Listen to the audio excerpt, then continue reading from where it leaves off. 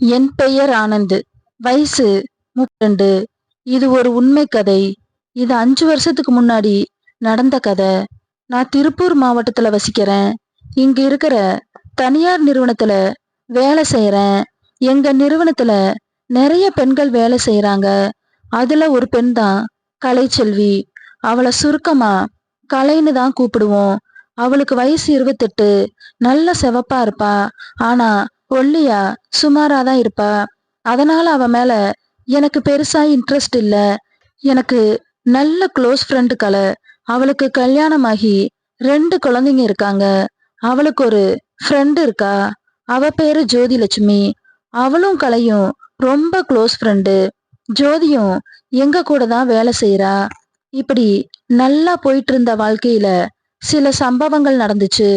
ரொம்ப க்ளோஸ் ஃப்ரெண்டான கலைக்கும் ஜோதிக்கும் சின்ன சண்டை வந்துருச்சு. என்ன பிரச்சனைன்னே தெரியல. 2 பேரும் கொஞ்ச நாளா பேசிக்கவே இல்ல. கலை ரொம்ப அப்செட்டா இருந்தா. தனியா உட்காந்து அழுதுகிட்டே இருந்தா. என்ன பிரச்சனைன்னு நான் கேட்டதுக்கு சொல்ல மாட்டேன்னு சொல்லிட்டா. சரி விடு, அழாதேன்னு நான் ஆறுதல் சொன்னேன். அப்புறம் அவ வாட்ஸ்அப்புக்கு மெசேஜ் பண்ண, அழ வேணாம், சாப்பிட்டு தூங்குன்னு. அவ பார்த்துட்டு ரிப்ளை பண்ணல. சரின்னு நானும் விட்டுட்டேன். நான் தினமும் மெசேஜ் பண்ணிக்கிட்டே இருந்தேன். அப்புறம் அவளும் என்கிட்ட பேச ஆரம்பிச்சிட்டா. தினமும் குட் மார்னிங், சாப்பிட்டியா, குட் நைட் அப்படின்னு பேச ஆரம்பிச்சா. நல்ல நெருக்கமா பேச ஆரம்பிச்சோம்.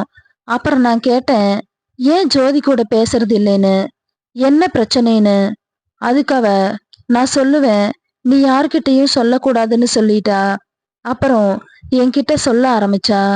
ஜோதி நல்ல அழகா இருப்பா. மாநிறம்தான், ஆனா முகம் அழகா இருக்கும். சிரிச்சா ரொம்ப அழகா இருப்பா. எல்லாரும் அவளை சைட் அடிப்பாங்க. நானும் தான். கலை நல்ல கலரா இருப்பா.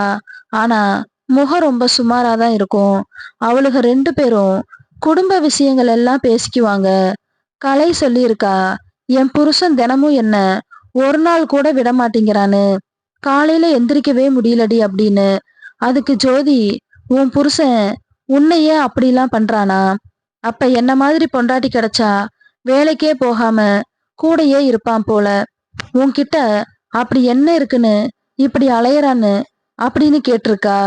அதனால 2 பேருக்கும் சங்கடம் ஆயிடுச்சு. கலை அழகா இல்லைன்னு சொன்னதால அவளுக்கு அழுக வந்துருச்சுன்னு சொன்னா. நான் அவளுக்கு ஆறுதல் சொன்னேன். நீயும் நல்லாதான் இருக்க, நான் உன்னை சைட் அடிப்பேன்னு சொன்னேன். அதுக்கு அவ, பொய் சொல்லாதீங்க, என்னை சமாதானப்படுத்த தானே சொன்னீங்கன்னு கேட்டா. இல்ல, உண்மையாதான் சொல்றேன் அப்படின்னு. இப்படியே பேசி ரொம்ப நெருக்காயிட்டோம். எனக்கு கல்யாணம் ஆகல. ஒரு நாள் கலை என்கிட்ட, உங்களுக்கு ஆசை வந்தா என்ன செய்வீங்கன்னு கேட்டா. வேற என்ன பொண்ணா இருக்கு அப்படின்னு சொன்னேன். அப்ப பொண்ணு கிடைச்சான்னு கேட்டா. ஓ, நீ எதுவும் பொண்ணு செட் பண்ணி குடுப்பியான்னு கேட்டேன். ஏய், என்னை பார்த்தா பொண்ணு மாதிரி தெரியலையா உனக்கு? என்னையெல்லாம் உங்களுக்கு பிடிக்காதுன்னு சொன்னா. அப்படியெல்லாம் இல்ல, உனக்கு ஓகேனா சொல்லு. சரி, எப்போன்னு கேட்டா. இந்த வாரம் வெள்ளிக்கிழமை ஆஃப் டே லீவ் போடு, என் வீட்ல யாரும் இருக்க மாட்டாங்கன்னு சொன்னேன். சரின்னு சொன்னா கலை. எனக்கு பெருசா அவளை பிடிக்கலைனாலும் யாருமே கிடைக்காததுக்கு இவளாவது கிடைச்சாளேன்னு நினைச்சேன். அந்த நாளும் வந்துச்சு. என் வீட்ல கலையும் நானும். எனக்கு இப்பதான் தெரிஞ்சது அவன் புருஷன் டெய்லியும் இப்படின்னு. அப்புறம் கொஞ்ச நேரம் பேசிட்டே இருந்தோம். அதுக்கப்புறம் எதுக்கு வந்தனோ அதுக்கான வேலைக்கு ரெடியானோம்.